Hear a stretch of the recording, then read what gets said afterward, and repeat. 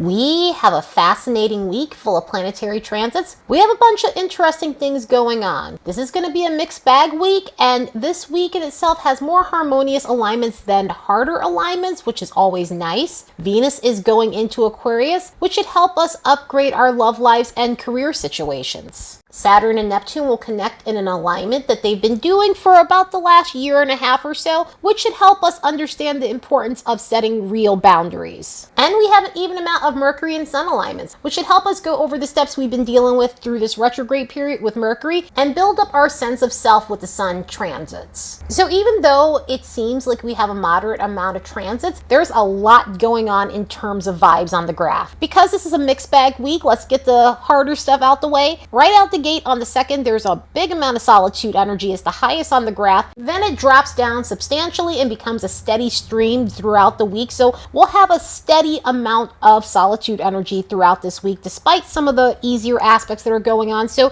there could be moments where we're just needing space to ourselves. There could be moments where we just need to be introspective and just be with our thoughts. Because mixed in with that on the 2nd, we have a low amount of confusion. We also have some emotional sensitivity that's going on from the 2nd all the way up until the 4th, and then it drops down and picks back up on the 5th all the way up until the 6th. So this week it can feel like there's a bit of up and downs. There can feel like there's a bunch of triggers going on. We can feel extra sensitive. Other people can seem extra sensitive and hair triggery throughout this week. So it can feel a little weird. But with the good stuff that's going on throughout this week, we do have some social energy that's intersecting all of this. And again, sometimes these vibes, they contradict because, you can have a day where you're having one transit that's jolly and another transit that might be more difficult than the other one. So we have some of that going on. So there will be a need to actually get out and do some stuff and take a break from seclusion. Also, there's some good luck energy that's occurring from the 3rd all the way up until the 4th. This is also mixed in with the social energy. Then we have a little bit more of it going on the 5th. So one thing's for sure, this week will be a week of going after what you want. This is going to be a week of looking for opportunities. This is going to be a week of just feeling like new year, new me. Let's start something fresh. There will be a sense of I need to make 2023 a big year for me, especially with the mental energy that's popping up throughout this week here. Our thoughts can be on examining solutions that will help us level up in our lives. So yeah, this is going to be a colorful week for sure. Let's look at the next bunch of days and see what we can expect. As a reminder, don't forget to like and subscribe because it helps this channel grow. And if you'd like to support the work of this channel, you could do so by buying me a fresh cup of coffee. There's a link in the description box below.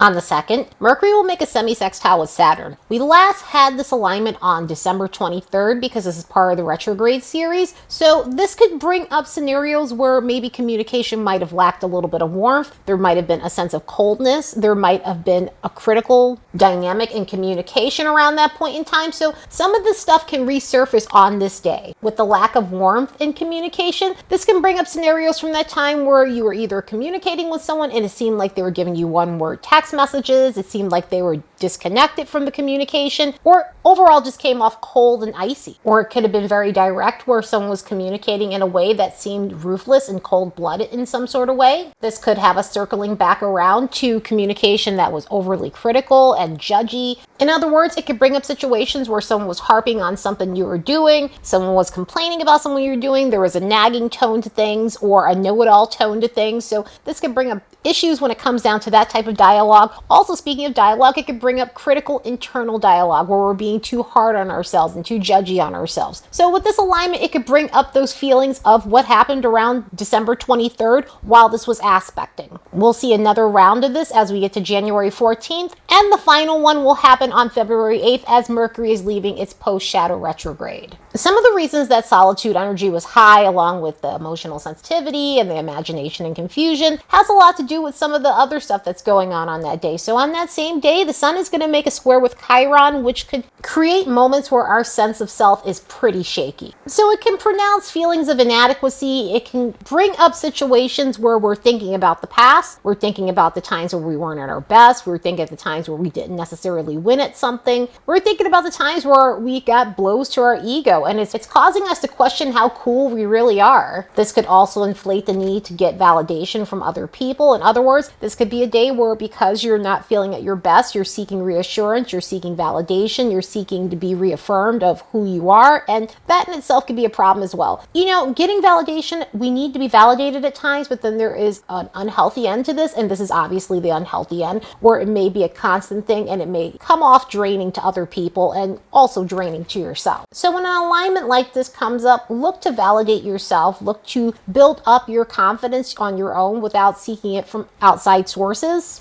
And also try to not be in your head about the things that happened in the past. I know that's easier said than done, but look up best practices on how to get out of your head, how to stop ruminating and thinking about past events. Stop being on a loop in terms of that, because it's just hurting you and preventing you from moving forward to something brighter. On the 3rd, Venus enters Aquarius, shifting the way we view our love life and financial situations from a cautious approach to a more progress-oriented method. So this Venus-Aquarius combination is going to pronounce a need to have progression in our life. It's going to pronounce the need to level up. It's going to pronounce the need to break out of stagnation when it comes down to our love life and finances. And it's also going to give us this inventive way of dealing with these situations. So love life wise, dating wise, old habits that held us back will be broken under this energy. So this could be a time where you're having a eureka moment about your love life and what you need to do to change it, what you need to do to alter it, how you need to get out of ruts in your dating life, especially if you've been doing the same old, especially if you've been dating the same types and it's not necessarily working. This is going to give you the opportunity to look at the alternatives that are out there and start opening up your dating pool in that sort of way. In other words, this could be a time when you're feeling more open-minded about different types of people. This could be a time where you're more open-minded about those that you might have overlooked. Maybe they weren't in your category of people that you typically date. So energy like this helps us step out of that comfort zone and look at what else is out there, because this is a period to shake things up in your love life, and it may end up being a nice surprise to step outside of your comfort zone when it comes to the types that you're dating. It's that feeling of, why haven't I done this in the first place? Why haven't I tried this before? So this is going to be very helpful in pushing you in that right direction that's needed. One of the good things about this energy is it helps us be detached in a way where we're not necessarily falling for people right away. We're not necessarily wearing our heart in our sleeve when it comes down to dating. So this could give you the opportunity to meet someone, meet a few people, leave your options open without getting your feels involved. Venus combined with Aquarius isn't the most romantic and it isn't the most emotional.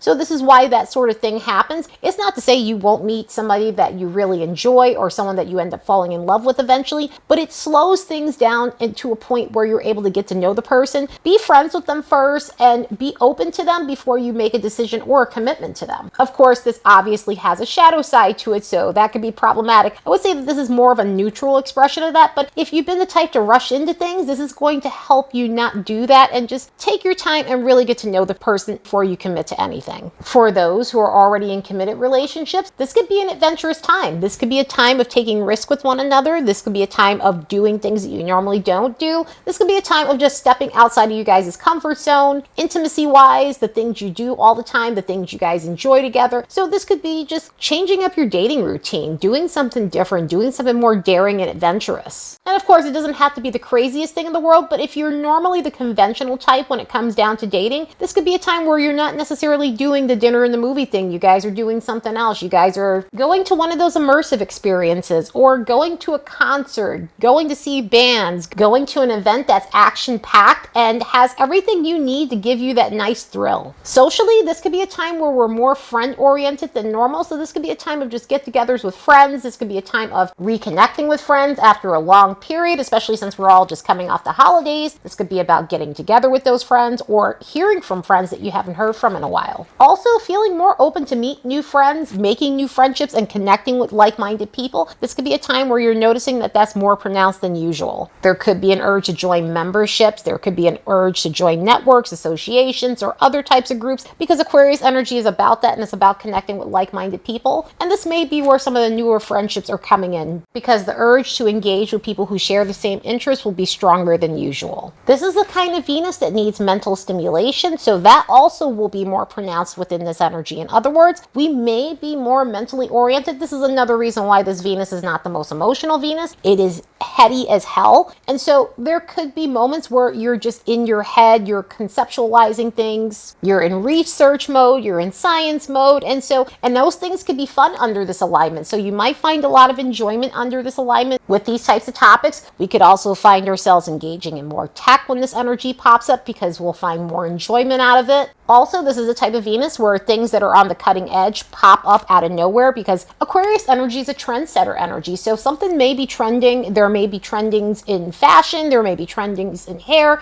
trendings in tech. Just cool things popping up around this energy that's new and innovative. Venus has a lot to do with how we adorn ourselves as well. So there could be a need to make a revamp in terms of your wardrobe, in terms of hair and things like that, which could translate to the urge of buying something trendy for yourself and just overall being experimental. Money-wise with this energy, this is the type of energy where it has a neutral expression and it does have its expressions that are more higher vibrational and of course lower vibrational. Aquarius energy is sudden, and so with the higher vibration, we can suddenly feel motivated or have a eureka moment about a job situation. We can suddenly feel the urge to start our own thing when it comes down to work and business. So this is the energy of a freelancer. This is the energy of a side hustler. This is not to say that something sudden couldn't happen with your 9-to-5 job or anything like that, but this tends to bring in either windfall energy or sudden boost of luck within this energy. Suddenly having an aha moment, how to make more money. And again, this has more of that freelancer energy and more of that self-employment energy and just doing your own thing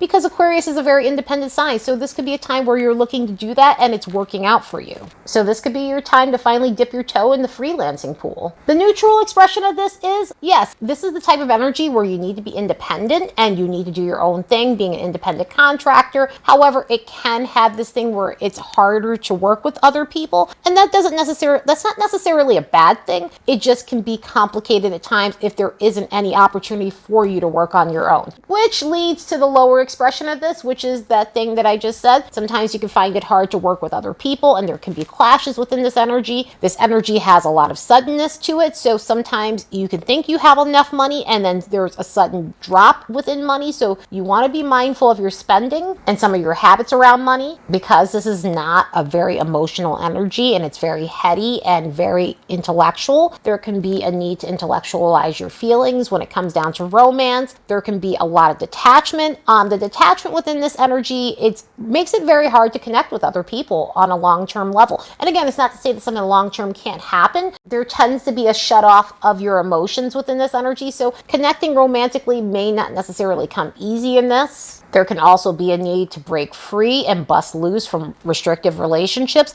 And if you're not happy in a relationship, obviously it's good to get out of that relationship. However, when I see certain things when it comes to Venus and Aquarius energy or Venus and Uranus energy in complicated alignments, and with the lower expression of this, it's complicated, I tend to always tell people make sure you have a proper exit strategy before you get out of anything, because otherwise it's going to just leave a mess and you may end up getting more than you bargained for and it may end up backfiring on you. So you just want to be aware of that. Other than those lower expressions, this is a fun energy. Use it to get inventive about your love life and financial situation. Fourth, we get a dose of fun thanks to Venus sextiling Jupiter. And this is one of those lovely alignments. Venus being in Aquarius and Jupiter being in Aries, this is going to bring an extra dose of enthusiasm, an extra dose of risk-taking. There will be a need for adventure. There's going to be a need to be over the top in our love life situations, a need to be social, and overall the urge to chase every possibility possible. Like I was saying with Aquarius energy having this suddenness to it, and Venus and Jupiter connecting in this way, there can be some sudden moments of luck within this. This is why we were seeing the good luck energy on the graph. This luck can translate to whatever luck might be for you. Luck for some people might be money. Luck for some people might be love. Luck for some people might be getting good grades. There's so many possibilities within this energy. This tends to bring that, and it tends to bring an abundance or a windfall for whatever it is that you're seeking in your life. This energy makes it easier to let loose and just be social and feel free and open to hanging out with people, free and open to romance. We'll have the urge to do something outside the norms when it comes down to our social life. So this could be an exciting bunch of days within this energy for just doing things that we normally don't, going places we normally don't, and connecting with people in a way that we normally don't engage with them in. And And romantically, this has a very expressive tone, so this could be a very overly affectionate sort of energy. Even with Venus being in Aquarius, you've got that Jupiter in Aries, Aries being a fire sign and being very passionate. Connecting with this could help with a lot of passionate exchanges when it comes down to our love lives. So have fun with this. We've earned it. On the 5th, the Sun is making a trine with Uranus. We're getting some nice hits when it comes down to Uranian and Aquarius energy. And with this alignment, this is harmonious. This is a lovely connection between the Sun and Uranus. When this pops up, this means that the retrograde is 3 weeks from being over with. When it comes down to Uranus, some of the outer planets, it takes a little bit of time before that retrograde is done. But once you see a trine with the Sun on either side, that means we're starting the retrograde generally 3 weeks prior, or the retrograde will be done within the next 3 weeks, depending on the outer planet. Usually with Uranus, it's about a good 3 weeks before that retrograde will be over. Uranus goes out of retrograde on January 23rd, I believe, 22nd or 23rd. But this alignment inflates our egos in a healthy way, in an intellectual way. We'll get a considerable boost from just playing with our intellectual side, having intellectual conversations and dialogue, displaying our intellectual talents. And not only that, this gives us breakthrough moments. This gives us moments where we have that eureka moment, that aha moment. If we've been stuck since this retrograde, Uranus went in retrograde August, at the end of August. And so if you're being aspected by this, this may be that time where you're finally breaking free from whatever might have been holding you back, whatever you might have been struggling with. And this is also going to give a considerable boost to your confidence as a result. So this is also going to be helpful for breaking free from your daily routine, breaking free from monotonous stuff that's been holding you back, or it's just been the same old and you're getting bored. This is one of those alignments that's anything but boring. This is the type of transit that helps us become more adventurous and helps us just step outside of ourselves and do something outside the box, which is going to be ultra helpful for us feeling better about ourselves. So if you've been needing to do more than just passing the time, this alignment had you covered. On the 6th, Saturn's making a semisextile with Neptune. This semisextile with Neptune has been going on since 2021. It started off around the beginning of 2021, around February of 2021, we started seeing this one pop up. So during the last 2 years, we've seen this be an on and off sort of thing. And when this comes up, it's a reminder of setting boundaries, setting limits, whether that's setting limits with yourself and setting limits with others. We also work on self-sabotage through this energy. We also look at how our skepticism has caused us to be restrictive in our lives. Anything that's outdated and outworn, we're having to work on that. With Saturn and Neptune connecting this way, we have to find a fine balance between our fantasy land and reality, because Saturn can be a bit hard-nosed with that and Neptune can veer off into the distance. And so this has us looking at both sides of those so we can meet in the middle with our left brain side versus our spiritual side. On the 7th, the Sun's going to connect with Mercury in a conjunction. And because this is a special conjunction called a Gazimi, where Mercury is at the heart of the Sun, this is going to help us have a bit of self-assurance and mental clarity and give us a considerable boost when it comes down to communication and our thought processes. This promotes feeling energized. This promotes feeling enthusiastic. So there can be a feeling of just being open and optimistic about life because it's a very cheerful energy. This promotes mental sharpness. So if there's been moments where you were feeling foggy, especially with the Saturn-Neptune thing, that's a harder alignment that we had in the week. There can be fog from that, and that's an ongoing thing because they're slower moving planets. This could help mitigate things and push us through. And if you couldn't get enough of mental clarity, Mercury is going to be making a trine with Uranus the next day, which is also going to help us have those sudden strokes of genius. So we could feel like we're going through mental upgrades within this energy. If we felt stuck mentally, we could feel as though we're actually breaking free from that. This could be a time of having breakthrough moments with your mind, breakthrough moments with situations that seemed unsolvable. So we could really feel like we're having an epiphany that day. And communication goes great with this. Communication is fun with this energy. It's very intellectual, but also at the same time super stimulating, hilarious, and offbeat in a good way. So yeah, this week started on a harsh note, but it ends on a sweet one, and which is always welcome considering the way we ended 2022 with some of the harder alignments. We earned it, we deserve it, and we'll take it. Anyway, I hope you all have the best week ever. Later, and see you in the next episode.